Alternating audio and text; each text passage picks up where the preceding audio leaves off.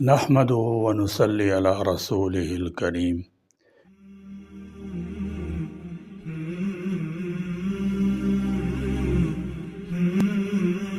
انصاف کا مفہوم ترازو کے دونوں پلڑوں کو برابر ہونا یا ایک چیز کو اس طرح تقسیم کرنا کہ اس کے دونوں ایسے بنا کسی کمی بیشی کے مساوی ہوں۔ دین اسلام نے انسانی سلوک، برتاؤ اور عمل کے میدان میں انصاف اور عدل پہ بہت زور دیا ہے۔ دوسروں کے ساتھ انصاف کرنا دین اسلام کا شرعی تقاضا ہے۔ حضرت صلی اللہ تعالی علیہ وسلم نے اپنی سیرت طیبہ اور سنت مطہرہ کے ذریعے ہمیں زندگی بھر اپنے اور دوسرے کے معاملات میں انصاف سے کام لینے کا تقاضا کیا ہے، یہاں تک کہ جب گائے کی قربانی کی جاتی ہے تو اس کے ساتھ اسے اس طرح تول کر رشتہ داروں کو دیے جاتے ہیں کہ کسی کے پاس ایک بوٹی یا ہڈی بھی کام یا زیادہ نہ جائے۔ اسی کو انصاف اور عدل کہتے ہیں۔ انصاف کرنا دین اسلام کی روح ہے جو ہر صورت ہمارے کردار کا حصہ ہونی چاہیے۔ جس معاشرے میں انصاف نہیں ہوتا وہاں نہ صرف لوگوں کی ایک تلفی ہوتی ہے بلکہ معاشرے میں جرائم کی پرورش، فساد، بے ایمانی اور تباہی واقع ہوتی ہے۔ صحیح بخاری میں سیدنا حضرت ابو ہریرہ رضی اللہ تعالی عنہ کی حدیث میں ان 7 اشخاص کا ذکر ہے جو قیامت کے دن عرش الہی کے سائے میں ہوں گے۔ ان میں سر فہرست امام عادل کا نام آتا ہے۔ عدل دراصل اللہ سبحانہ و تعالی کی صفت ہے۔ افسوس ہے کہ ہم دوسروں سے انصاف کی توقع کرتے ہیں لیکن خود دوسرے کے ساتھ انصاف نہیں کرتے۔ اگر معاشرے کے ایک جز یعنی ایک خاندان پر نظر ڈالیں تو ہمیں اس میں ہونے والی ناانصافی کی لمبی فہرست دکھائی دیتی ہے۔ سب سے پہلے ایک شادی شدہ مرد اور عورت کی بات کرتے ہیں۔ دونوں ہی کام یا زیادہ اپنے معاملات میں اعتدال سے کام نہیں لیتے۔ خاوند اپنی بیوی کے حقوق پورے نہیں کرتا، اس سے بدظن رہتا ہے، بیوی کو ہر وقت تان تشنیع سے پیش آتا ہے، بیوی اور بچوں کے جائز حاجات ضروریات پوری نہیں کرتا اور ہر وقت ناراضی نفرت کا اظہار کر کے ناحق تکلیف پہنچاتا ہے، جلی کٹی سنا کر دل دکھاتا ہے۔ یہ بات انصاف کی روح کی منافی ہے۔ اسی طرح اگر بیوی اپنے شوہر کی بات نہ مانے، حکم عدولی کرے اور شوہر کے ساتھ جھگڑا کرے تو یہ بات بھی خلاف عدل ہے۔ گھر میں بچوں کے ساتھ ایک جیسا سلوک نہ کرنا اور ان میں امتیاز تفریق کرنا بھی ناانصافی ہے۔ عموماً گھروں میں کسی بچے کو لاڈلا اور کسی کو لائق نفرت سمجھا جاتا ہے، یہ زیادتی اور ناانصافی ہے۔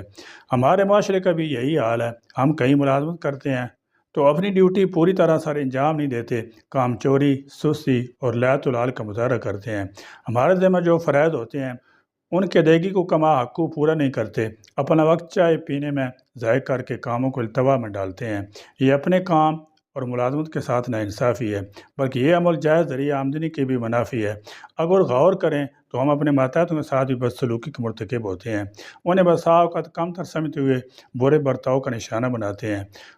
گھروں میں بھی نوکروں اور کام کرنے والوں کے ساتھ غیر ہمدردانہ رویہ رکھتے ہیں، انہیں تشدد کا نشانہ بناتے ہیں، انہیں ان کی پوری تنخواہ ادا نہیں کرتے۔ یہ بہت بڑی ناانصافی ہے۔ ہم مزدور کی اجرت اس کا پسینہ خشک ہونے سے پہلے ادا نہیں کرتے۔ یہ ہمارے عمل کی ایسی خرابی ہے جس کی پکڑ روز قیامت ہوگی۔ زمیندار کسان کے ساتھ اور وڈیرے رعیت کے ساتھ ناانصافی کرتے ہیں۔ ہمارا پورا ملک انصاف کے قتل کے بخار میں مبتلا ہے۔ ہمارے دکاندار خریداروں کے ساتھ بہت ناانصافی کرتے ہیں۔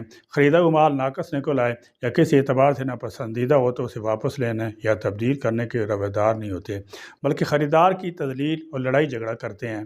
یہ عمل اسلام کے منافی اور انصاف سے اغماض برتنے کے مترادف ہے۔ تجارتی شعبے میں دیکھا جائے تو دکاندار بددیانتی اور کم ناپ تول کرتے دکھائی دیتے ہیں یا ملاوٹ شدہ مضر صحت اشیاء خرد و نوش فروخت کرتے ہیں۔ وہ صارفین کے ساتھ دھوکہ اور ناانصافی کرتے ہیں۔ وہ یقیناً سورہ الرحمن کی ان آیات سے واقف ہوں گے۔ ترجمہ: ترازو میں بے اعتدالی نہ کرو اور انصاف کے ساتھ تول کر قائم کرو، اور انصاف کے ساتھ تول قائم کرو اور وزن نہ گھٹاؤ۔ اس کے باوجود ناپ تول میں بھی کمی کی جاتی ہے۔ کاروباری لوگوں میں سے زیادہ تر دام پورے وصول کرتے ہیں اور مال ناقص گھٹیے بیچتے ہیں۔ قرآن کریم میں جگہ جگہ انصاف اور عدل کی بات مذکور ہے۔ کہا گیا ہے کہ یتیم کے مال کے قریب نہ جاؤ۔ یتیم کا مال کھانا تو دور کی بات ہے، ناپ تول میں برابری کیا کرو، حساب کے ساتھ پورا کرو۔ جب کوئی بات کرو تو عدل و انصاف سے کرو۔ سورۃ المائدہ آیت نمبر 5 میں فرمایا گیا کہ اے ایمان والو کھڑے ہو جایا کرو اللہ کے واسطے گواہی دینے کو، اور کسی قوم کی دشمنی کے باعث انصاف کو ہرگز نہ چھوڑو، عدل کرو کہ یہی بات زیادہ نزدیک ہے تقوی سے، اور ڈرتے رہو اللہ سے، اللہ خوب خبر رکھتا ہے جو تم کرتے ہو، اور آپ کے قریب ہی کیوں نہ ہو پھر بھی اس سے انصاف کے ساتھ بات کرو۔ حکمرانوں کا کام ہے عوام کے ساتھ انصاف کرنا، عدالتوں کچہریوں منصفوں کا کام ہے کہ وہ لوگوں کے مقدمات کا غیر جانبدارانہ فیصلہ کریں، اور کسی کو بھی محض پسندیدہ ہونے یا شہرت مقبولیت کی وجہ سے اپنی حمایت اور جانبداری کا مستحق نہ سمجھیں، اس کے جرم سے صرف نظر نہ کریں، یہ انصاف کا پیمانہ نہیں ہے۔ اسلامی نقطہ نگاہ سے یہ بات غیر جانبدارانہ انصاف کے منافی ہے۔ پولیس کو بھی عدل و انصاف سے کام لینا چاہیے، کسی معصوم شہری کو مجرم بنا کر پیش کرنا اور کسی مجرم کو باثر ہونے کی بنا پر چھوڑ دینا خلاف انصاف ہے۔